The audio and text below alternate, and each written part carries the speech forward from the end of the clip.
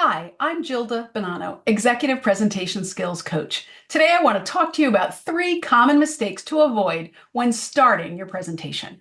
So, whether it's a presentation to your company or in your community, whether it's new content or content you've delivered before, if you avoid these three common mistakes when starting, you'll do a better job connecting with your audience and engaging with them and sharing your message. The first mistake is starting with the endless thank yous. I want to thank Joe for inviting me today, and I want to thank Rajiv for his support, and I want to thank all the executive sponsors for their help, and I want to thank the hotel staff for this wonderful lunch, and I want to thank Mary and her conference team for making sure we had excellent visuals, and I want to thank.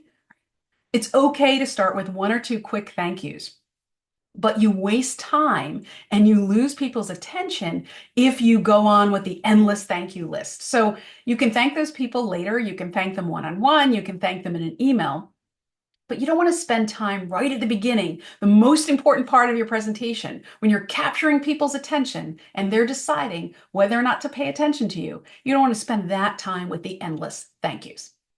The second common mistake to avoid when starting your presentation is starting with a sound check. Can you hear me in the back? Can everyone hear me? Am I loud enough? Is the mic on? So think about it logically.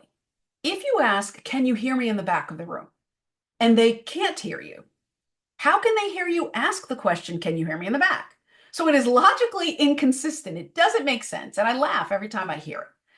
Yes, it is important to make sure people can hear you. And that's something you want to test before your presentation. You want to get in the space or in the room early and check that people can hear you. Do a sound check, but not in the first precious few seconds of your presentation. If you haven't been able to get into the room early for some reason, then have a designated sound person at the back of the room. It could be a colleague, it could be a friend, it could be somebody you just met in the audience, and say, I'm going to start my presentation and I want you to give me a signal and decide what that signal is, like louder or thumbs up for I can hear you, and have them signal you from the back. So you're not distracting everyone with the sound check. And when you do your sound check ahead of time, if there's any concern about people being able to hear you, make sure you get it taken care of. Use a microphone. If the room is large enough, it's a way to show respect to the audience to make sure that they can hear you. So avoid doing the sound check in the first few seconds of your presentation. And the third common mistake you want to avoid when you're starting your presentation is being boring. Have you ever heard a speaker say, I know this is a boring topic, so I'll try not to put you to sleep?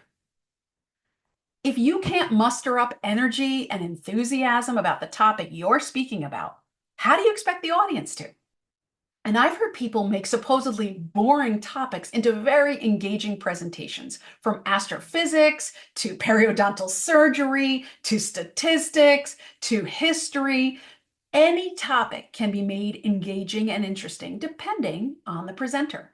So don't start off by admitting that you're boring and this topic is boring and dry, because already you're prejudicing the audience against your topic.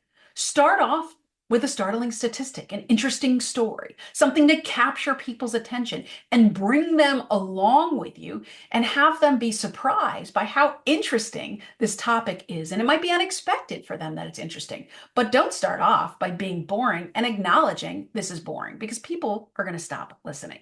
So if you avoid these three common mistakes when you're starting your presentation, you're more likely to deliver a presentation that lands, where your message is communicated clearly, where people are engaged in what you're saying, and you're likely going to have more impact. I'm Gilda Bonanno, Executive Presentation Skills Coach. Thanks for watching. See you next time.